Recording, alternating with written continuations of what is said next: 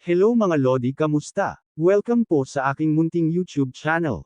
Sa pagpapatuloy ng ating nakaraang kwento, makikita natin na kung saan naisipan ng ating bida na siya na mismo ang pupunta sa Las Vegas upang makita mismo si CEO Kun, at dahil doon nagulat si Oh Sang-woo dahil sa plano na pagpunta doon ng ating bida.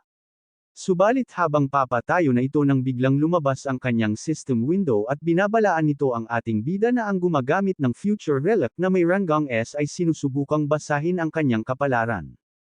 Nagtaka na lamang ang bida natin dahil sa kung bakit sinusubukang basahin ang kanyang kapalaran, kaya labis na lamang itong nainis.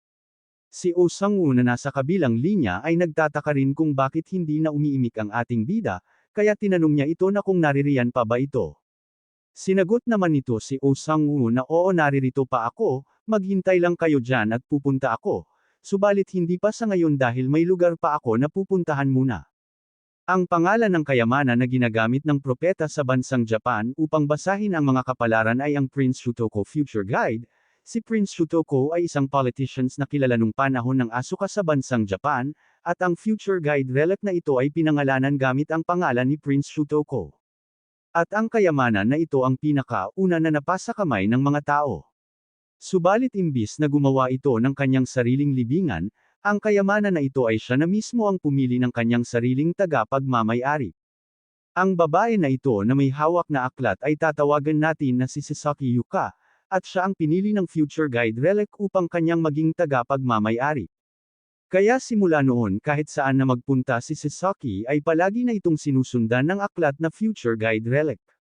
Palagi na lamang itong nagugulat dahil sa kahit na pagpapanit-punitin pa nito o susunugan man o kaya iiwan kung saan man ay palagi pa rin itong nakasunod sa kanya dahilan ng pagiging balisa palagi ni Sasaki.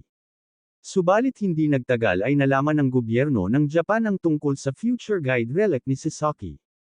At dahil sa kapangyarihan nito ay humingi sila ng tulong kay Sasaki na gamitin nito ang kapangyarihan ng Future Guide relic para sa Japanese excavation team, dahil alam nila na kung magbibigay sa kanila ng impormasyon ng Future Guide relic tungkol sa mga lilito na mga libingan, o kaya magbibigay ito ng mga impormasyon tungkol sa mga mangyayari sa hinaharap, ay magiging malaking tulong ito sa kanila. At dahil doon naging maganda ang buhay ni Sasaki at umahan sa kahirapan, at sa tulong ng Future Guide relic nito ay maraming kayamanan ang nakolekta ng Japanese excavation team. Habang tumatagal ay naging maayos naman ang takbo ng buhay ni Sasaki, subalit hindi ito magtatagal. Iniwan nito ang kanyang pag-aaral upang ituon ang kanyang buong atensyon sa pagbabasa sa aklat ng Future Guide relic, kaya hindi nito masuri ng maayos ang mga totoong kahulugan ng mga mahihirap na pahiwatig na lumalabas sa Future Guide relic, at naging dahilan ito ng kanyang paghihirap sa pagkalkula ng mga posibleng mangyayari. Kalaunan mayroong lumitaw na isang tao na may kapangyarihan na nakakapagbasa ng kapalaran, at nalamangan nito ang kakayahan ni Sasaki, na naging dahilan ng kanyang kamatayan. Dama po na tayo sa ating bida na nasa kasalukuyang nasa terminal ng airport patungong bansang Japan, at balak sana nitong hayaan lang ang propeta na si Sasaki dahil alam rin nitong mamamatay at maglalaho ito, subalit dahil sa pinakialaman nila ang ating bida at binalak pa nilang malaman ang kanyang kinaroroonan ay nagbago na ang kanyang pasya. Bukod pa dito dahil sa alam ng ating bida na konektado ang Japanese excavation team sa kumpanya ni CEO Kun ay hindi na itong mahahayaang makawala sa kanyang paningin, at balak niyang wasakin ang mga planong inihanda ni CEO Kun. Samantala sa bansang Japan, sa isang bahay na kung saan nakatira si Sasaki, at makikita natin itong nanonood ng television, dumating ang isang lalaki na kanyang kasama sa kanyang bahay at tinatawag nito si Sasaki dahil oras na upang basahin ang aklat ng Future Guide relic. Hindi naman natuwa si Sasaki dahil sa hindi pa tapos ang pinapanood nito na palabas sa television, subalit sinagot naman ito ng lalaki na tama na ang panunood dahil sa ika-4 na niya itong paulit-ulit na pinanood. Si Sasaki na nakasimangot pa rin ay sinabihan nito ang lalaki na, ano naman kung ika-4 na niya itong paulit-ulit na pinanood dahil sa nag-enjoy naman siya sa panunood nito, ang lalaki na walang magawa sa kakuliitan ni Sasaki ay humingi na lang ito ng patawad. Habang paupo na ito sa kanyang upuan ay napabuntong hininga ito, dahil sa kahit na palagi na nitong binabasa ang mga palatandaan sa aklat ng Future Guide relic ay nahihirapan pa rin ito sa pag-intindi, at dahil ito sa mga komplikado na nakasulat sa aklat, sumagot naman ang lalaki na kung mayroong itong mga hindi maintindihan na mga detalye, ay dapat itong pagtuunan ng pansin upang malaman kaagad kung ano ang nakasulat dito, at ipaalam kaagad ito sa kanya. Wala nang nagawa dito si Sasaki at sumang-ayon na lamang ito, at habang binubuksan nito ang aklat ay bigla itong napasigaw dahilan rin ng pagkagulat ng kanyang dalawang kasama. Napayakap pa ito sa kasama niyang babae, at habang tinatanong nito si Sasaki kung ano ba ang nangyari, sumagot naman si Sasaki na nakasaad sa aklat ng future guide relic na mamamatay raw siya. Labis namang natakot si Sasaki at naisip pa nga nito na baka dahil ito sa kagagawa ng ating bida, dagdag pa nito na si Abi Kiyoshi ay namatay rin dahil sa ating bida. Habang nanginginig ito sa takot ay pinakalma naman ito ng babae na kanyang kasama, at tinanong nito si Sasaki kung mayroon pa ba na ibang propesya bukod sa mga nakasulat sa aklat, dagdag pa nito na tanong kay Sasaki na mayroon itong kapangyarihan upang tingnan ang hinaharap, kaya pagtibayan lamang ang loob nito at tingnan ng maigi kung mayroon pa ba na ibang nakasulat. Sumang-ayon naman ang kasama niyang lalaki sa mga sinabi ng babae, ayon pa nito na kung malaman niyang pupunta ang ating bida ay siya na mismo ang papatay rito. Dahil sa mga sinabi ng dalawa ay kumalma na si Sasaki, at naisip nito na nakikita niya ang hinaharap, at ang ating bida ay walang kakayahan na makikita ang hinaharap kagaya niya, kaya tumibay na lamang ang loob nito at nasabi na lamang niya na hindi siya magpapatalo sa ating bida. Sa kabilang banda, sa airport ng Haneda, kasulukuyang lumapag na ang ating bida, at maraming mata ang nakabantay sa kanya dahil sa alam nila na interesado rin mismo ang bida natin sa tao na gumagamit ng aklat na future guide relic. Inakala nila na ang future guide relic ay hindi maayos na namarkahan ng ating bida, kaya ipinagsawalang bahala nila ito dahil sa sinabi sa kanila ng taong gumagamit ng future guide relic na bantayan lamang ang mga ikan-ikilos ng ating bida. Sa kabilang banda naman, ang mga grupo ng sundalo ay nakahanda na para sa pagdating ng ating bida, sumigaw ito na, sa paparating na oportunidad para sa kanila ay mareresolba na ang kanilang problema, kaya sila na mismo ang mauunang gagalaw, dahil dito malakas na sumigaw ang mga kasama nito habang sumasang-ayon sila sa mga sinabi ng kanilang kapitan. Makatapos ang ilang sandali, makikita natin ang ating bida na kumakain, at pinupuri nito ang pagkain na inihanda ng isang dalubhasa na chef dahil ito ay napakasarap. Ipinatong nito ang kanyang kamay, at nagtataka ito dahil hindi pa dumadating ang kanyang mga hinihintay na bisita, kaya napasabi ito sa kanyang sarili na kung kailan ba siya aatakihin ng mga taong kanina pang nakabantay sa kanya. Mayroon itong hawak na isang papel, at makikita natin ang mga nakasulat dito na kinukulam si Sasaki upang mamamatay ito, at malalaman natin na ang ating bida pala ang nagbabanta kay Sasaki na mamamatay na ito, at ginagawa niya ito upang lumitaw si Sasaki. Naisip ng bida natin na ang future guide relic ay pagsasabihan si Sasaki tungkol sa ginagawa nito, at sigurado siyang alam na rin ni Sasaki na siya ang nagbabanta sa kanya, alam rin ng ating bida na dahil sa ginagawa niyang ito ay makukuha niya ang atensyon ng relic na iyon. Dahil sa ang marka na galing sa future guide relic ay hindi pa kumpleto, kaya sinigurado ng ating bida na dahan-dahanin muna ang kanyang mga galaw. Nang biglang may naramdaman ng ating bida na mayroong mga taong nakabantay sa labas, at makikita natin ang isang lalaki habang maingat nitong pinatatahimik ang kanyang kinakausap. Makikita natin ang dalawang tao na nakabantay sa labas ng isang silid, at sa loob ng silid ay makikita natin ang anino ng ating bida na nakaupo. Nang biglang may dumating na isang babae, at ang babae pala na ito ay si Sasaki na may dalang pagkain, at tinanong naman siya ng chef kung handa na ba ito, subalit si Sasaki ay nag-aalinlangan pa dahil sa natatakot ito sa ating bida dahil sa baka kung ano raw ang gagawin nito sa kanya. Dagdag pa nito na natatakot daw siya dahil sa ang ating bida ay sinusubukan siyang patayin, sinagot naman siya ng chef na ang kailangan lamang nitong gagawin ay dapat na matingnan nito sa mata ang ating bida. Kailangan itong matingnan ni Sasaki sa kanyang mga mata, dahil kapag nagawa niya iyon ay makukumplito na ang marka, at kapag makumplito na ang marka sa ating bida ay malalaman na nila ang lahat ng mga impormasyon tungkol dito. Ayon pa sa chef na kapag maging komplikado ang mga mangyayari ay sinisigurado nilang babak upon si Sasaki naman na wala nang magawa ay sumangayon na lamang ito. Habang binubuksan ang pintuan ay naalala nito ang mga sinabi sa kanya ng mga taong pinagkakatiwalaan niya, na ang kapangyarihan niyang makakita ng isang kaganapan sa hinaharap ay ang pinakamalakas na kakayahan. Kaya pinagtibay nito ang kanyang loob, habang sinasabi sa kanyang sarili na sa kanya ang kalamangan sa ngayon, at hindi pa nakikita ng ating bida ang kanyang mukha. Pagkapasok nito ay agad nitong sinabi sa ating bida na ang kanyang in-order na pagkain ay dumating na, at makikita rin natin ang ating bida na nakangiti ito. Lumingon ang ating bida at makikita natin itong kumikislap habang nakangiti, at pagkakita nga dito ni Sasaki ay namangha ito dahil sa taglay na kagwapuhan ng ating bida, napasabi pa nga ito na mas gwapo pa ang ating bida kaysa sa kanyang idol na si Suzuki. Dahan-dahan nitong inilapag ang dala niyang pagkain, habang napasabi ito sa kanyang sarili na ang mga taong nasa labas ay sinusubukang patayin ang ating bida, kaya labis na lamang itong nanghihinayang dahil masasayang lang ang taglay na kagwapuhan nito. Masaya namang nagpasalamat ang ating bida. Subalit kahit na makikita ang mga ngiti nito, ay sa loob-loob ng ating bida ay alam na niya na ang babaeng kanyang kaharap ay ang babae na gumagamit ng future guide relic. Dahan-dahan naman itong inaabot ang kanyang sandata, napasabi pa nga ito na talagang lumapit pa sa kanya ang babae na ito.